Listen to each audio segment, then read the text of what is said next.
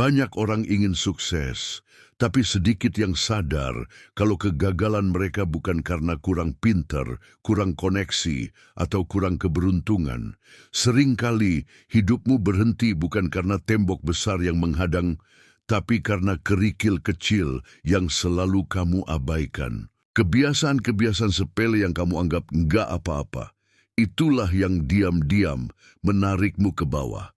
Dan ironisnya, kamu terus mengulangnya tanpa sadar setiap hari. Ini bukan tentang bakat, ini soal pola. Dan kalau kamu merasa jalanmu mandek, mungkin kamu sedang terjebak dalam 7 kebiasaan kecil yang tampak biasa, tapi mematikan impianmu secara perlahan. Mari kita mulai. 1. Kamu selalu menunda hal kecil yang tidak kamu suka. Kita hidup di era dopamin instan.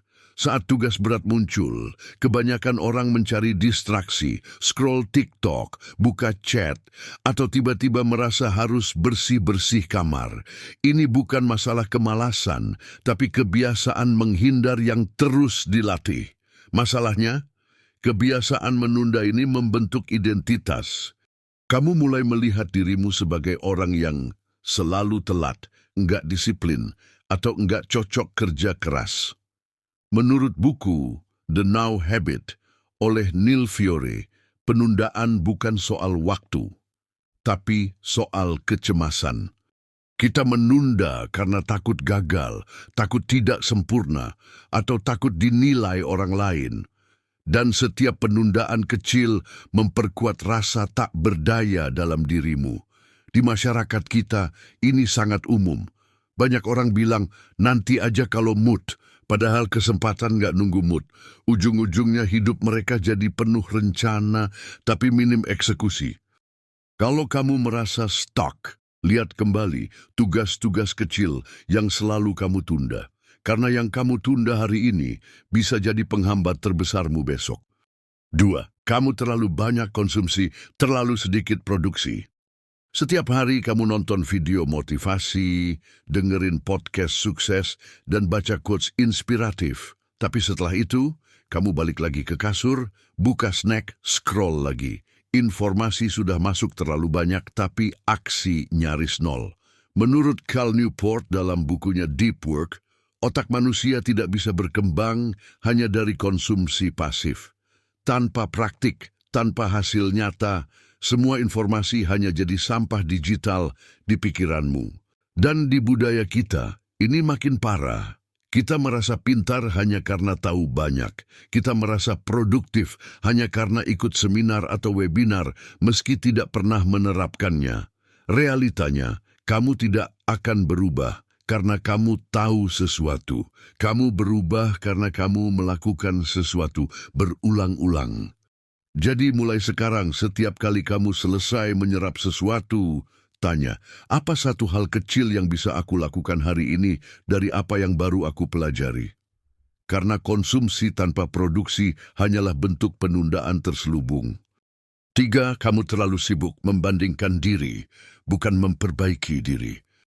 Setiap kali kamu buka media sosial, kamu melihat orang lain lebih sukses, lebih kaya, lebih ganteng, lebih bahagia. Dan tanpa sadar kamu mulai merasa kalah, meski kamu belum benar-benar bertarung. Ini bukan cuma soal iri hati. Ini tentang fokus yang salah arah. Kamu lebih sibuk melihat keluar dibanding menata yang di dalam. Menurut Mark Manson dalam bukunya, perbandingan sosial yang konstan adalah racun mental modern. Ia menciptakan standar palsu yang tidak pernah bisa kamu kejar. Karena kamu selalu membandingkan bagian belakang layar hidupmu dengan highlight orang lain. Di masyarakat kita ini diperparah dengan budaya pamer. Banyak orang berlomba menunjukkan pencapaian, bukan proses. Dan kamu mulai mengejar validasi, bukan perbaikan. Padahal, selama kamu fokus membandingkan, kamu berhenti memperbaiki. Waktumu habis untuk merasa kurang, bukan untuk jadi lebih baik.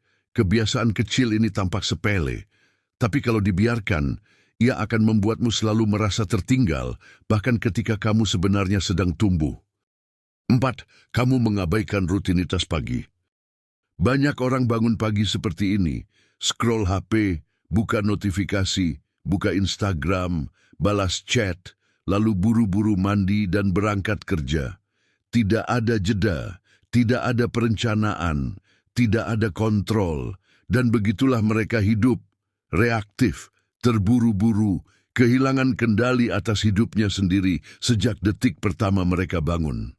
Padahal, menurut Hal Elrod dalam buku The Miracle Morning, rutinitas pagi adalah pondasi mental untuk sukses. Orang-orang sukses tidak pernah membiarkan pagi mereka berjalan tanpa arah. Mereka membaca, menulis, bermeditasi, berolahraga, atau minimal merenung. Tapi di lingkungan kita hal ini sering diremehkan. Pagi dianggap waktu paling malas dan HP jadi alarm sekaligus racun pertama yang masuk ke otak. Ingat, bagaimana kamu memulai hari menentukan bagaimana kamu akan menjalaninya. Jika kamu memulai hari dengan kacau, hari itu biasanya berantakan. Tapi jika kamu memulainya dengan sadar, kamu akan merasa mengendalikan hidupmu. Kebiasaan bangun asal-asalan bukan sekadar masalah waktu. Ia mencuri fokusmu, tenangmu, dan perlahan mencetak versi terburuk dari dirimu setiap hari. 5. Kamu sering menggampangkan masalah kecil. Kebocoran kecil bisa menenggelamkan kapal besar, begitu juga hidupmu. Kebiasaan telat 5 menit, bilang nanti aja, atau janji yang tak ditepati karena lupa adalah contoh kecil yang tampak sepele. Tapi kalau dilakukan terus, mereka membentuk karakter. Kamu jadi orang yang tidak bisa diandalkan. Buku Atomic Habits karya James Clear menekankan bahwa perubahan besar dimulai dari pembenahan kecil yang konsisten. Tapi sayangnya, masyarakat kita sering memaafkan kebiasaan buruk dengan alasan manusiawi, bisa besok, atau cuma sekali ini kok. Padahal karakter buruk terbentuk dari sekali ini kok yang terus diulang. Setiap kamu menggampangkan hal kecil, kamu sedang melatih otakmu untuk tidak serius pada komitmen.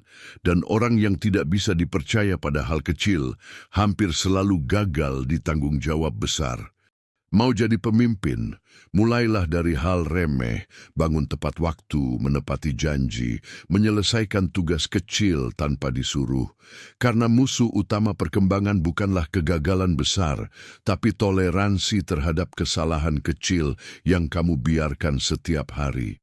6. Kamu terlalu sering mencari alasan, bukan tanggung jawab. Setiap kali gagal, kamu menyalahkan hal di luar dirimu. Lingkunganku toksik, orang dalam lebih beruntung, aku sibuk, belum waktunya. Ini bukan alasan. Ini kebiasaan melindungi ego. Menurut Jocko Willink dalam bukunya Extreme Ownership, satu-satunya cara untuk tumbuh adalah dengan mengambil tanggung jawab penuh atas hidupmu. Bahkan jika itu bukan salahmu, kamu tetap bertanggung jawab atas solusinya. Sayangnya, budaya menyalahkan sangat lekat di masyarakat kita. Dari kecil, kita diajarkan untuk cari pembenaran dulu, baru introspeksi. Hasilnya, banyak orang dewasa yang tak pernah benar-benar dewasa secara mental.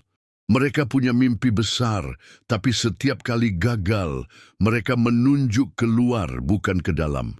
Tanggung jawab bukan berarti menyalahkan diri sendiri, tapi berani berkata, aku bisa memperbaikinya.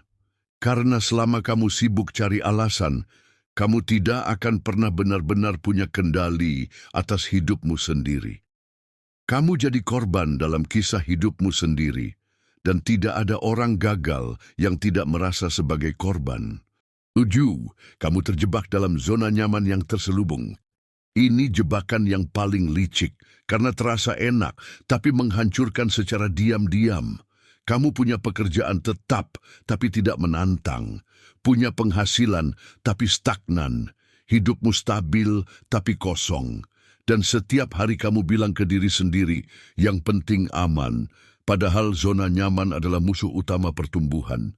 Dalam buku The War of Art menyebut kondisi ini sebagai resistance.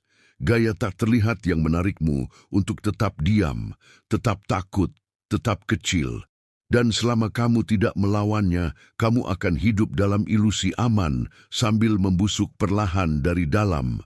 Di budaya kita, zona nyaman sering dibungkus dengan kata bersyukur.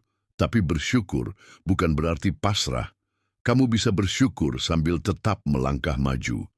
Kamu bisa menghargai yang sekarang sambil mengejar yang lebih tinggi. Jangan tunggu sampai rasa bosan berubah jadi frustrasi. Jangan tunggu sampai kenyamanan berubah jadi penyesalan. Zona nyaman hari ini bisa jadi alasan kamu gagal mencapai takdir terbaikmu besok. Kamu tidak gagal karena satu kesalahan besar, tapi karena kebiasaan kecil yang kamu biarkan terus-menerus. Kamu tidak stuck karena dunia tidak adil, tapi karena kamu terlalu sering memaafkan kebiasaan yang melemahkanmu secara diam-diam. Sekarang tanyakan pada dirimu, dari 7 kebiasaan tadi, mana yang paling sering kamu lakukan dan mana yang siap kamu ubah mulai hari ini? Tulis di kolom komentar, karena perubahan dimulai dari kesadaran. Kalau video ini terasa seperti tamparan halus yang kamu butuhkan, klik tombol like sebagai bentuk terima kasih. Dan tekan subscribe sekarang juga agar kamu tidak ketinggalan video penuh insight seperti ini. Ingat, satu kebiasaan bisa mengubah hidup, tapi kamu harus mulai sekarang, bukan nanti. Sampai jumpa di video berikutnya.